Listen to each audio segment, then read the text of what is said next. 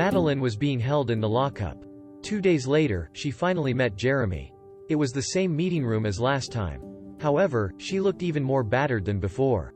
On the other hand, the man looked even angrier than last time. He was like a demon from hell. The moment he came in, he grabbed Madeline's collar as his icy gaze almost penetrated her like an ice sword.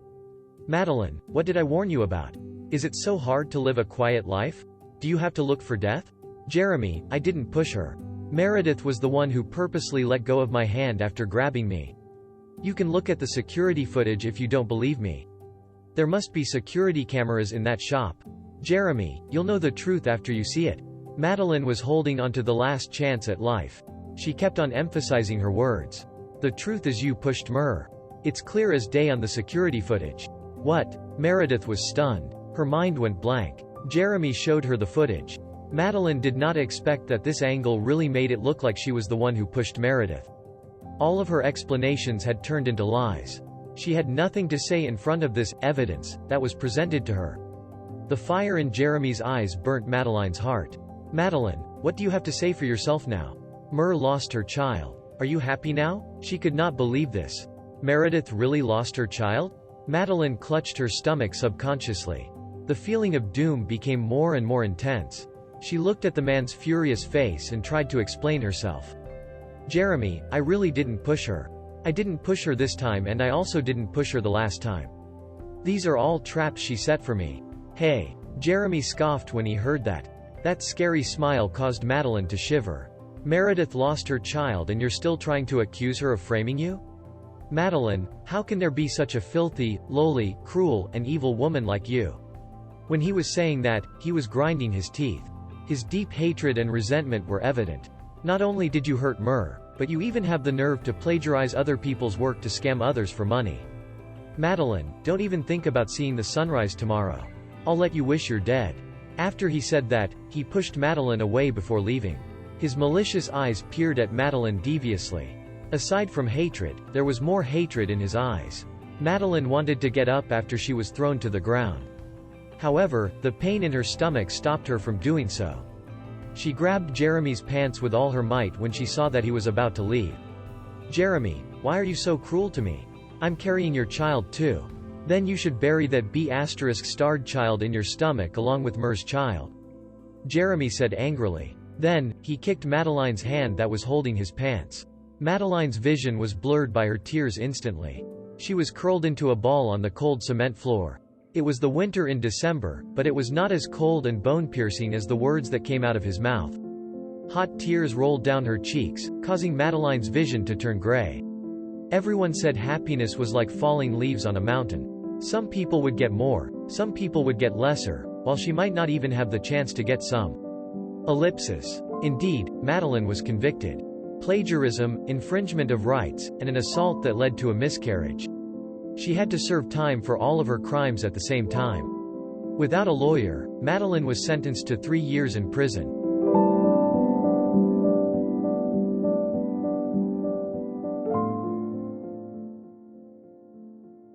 After her failed appeal, Madeline was forced to accept this absurd disaster.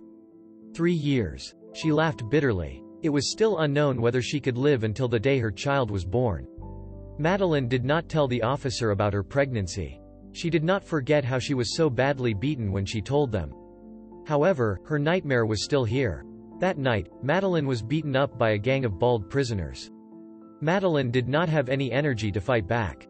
In addition to that, she was also being tortured by her tumor. She started trembling in pain.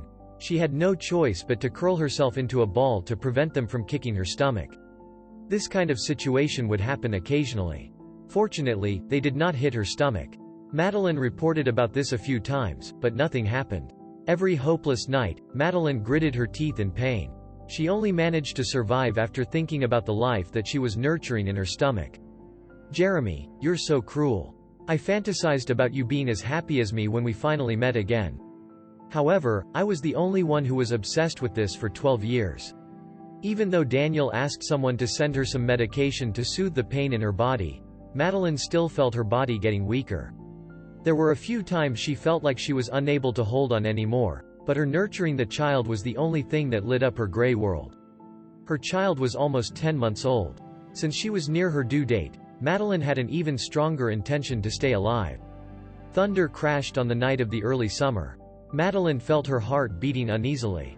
Indeed, those prisoners had come looking for trouble again. She thought they would leave her alone after kicking and punching her, but this time, they pressed Madeline down on the floor the moment they came in. 2 of the prisoners trapped her hands on her sides while the others ripped open her pants roughly before supporting her calves. She could tell from her instincts what they were about to do with her child. She struggled with all her might. "What are you doing? Let me go." However, those people ignored her struggles and screams. Immediately, Madeline felt a debilitating pain coming from her stomach. She could even feel her water breaking. "Don't hurt my child. Please." Madeline was begging for mercy while suffering from excruciating pain. The intense fear and the debilitating, indescribable pain of childbirth tormented her at the same time. Madeline was in so much pain that she felt as if she was about to split in half. Tears and sweat drenched her shirt. She felt as if she was being skinned alive. The pain was dissolving all of her limbs and bones. She did not know how long this lasted. The pain caused Madeline to drift in and out of consciousnness. While in her semi-conscious state, she heard the child's string of powerful cries. "My baby," she muttered. "Give me my baby." Mr. Whitman said your B***-starred child has to be buried with the baby his beloved woman lost. Madeline, don't blame us. We're just carrying out our duties. His beloved woman. Carrying out their duties. Madeline closed her eyes from exhaustion. Tears escaped from the corner of her eyes. Their child would be buried next to the B***-starred child that Meredith had with another man. Was that humiliating or lamentable? The next day, Madeline got up from the floor and asked for help while enduring the fiery pain. She found the officer and said, "Last night, someone induced labor for me and escaped with my child after I gave birth to it." The officer looked at Madeline in confusion and asked, "You were pregnant?"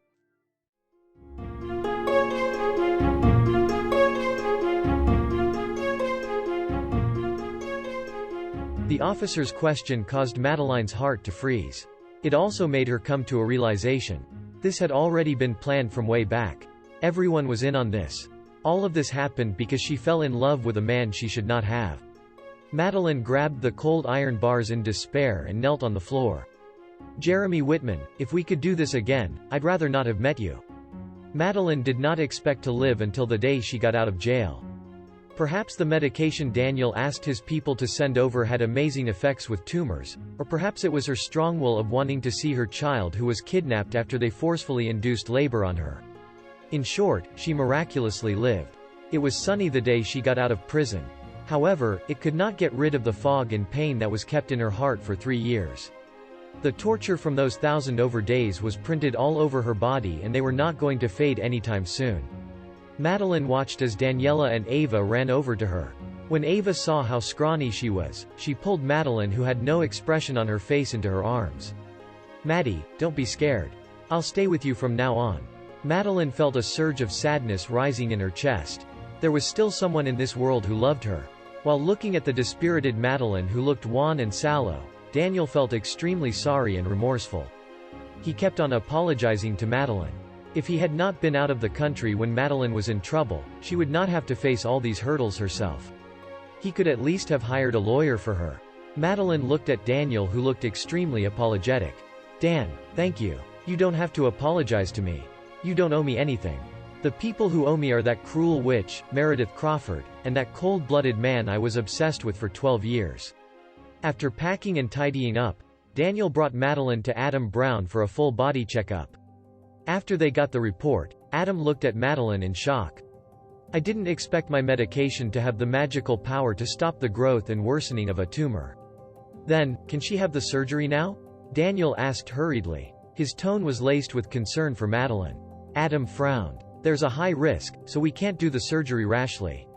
She can continue taking the medication. We can decide after some time." After he heard that, Daniel was disappointed. However, Madeline was satisfied with the results. "Thank you, Dr. Brown. Thank you, Dan. If it's not for you guys, I wouldn't be here today. I'm just happy to be able to live this long." "What are you talking about?" Daniel looked at her with a stern look on his face.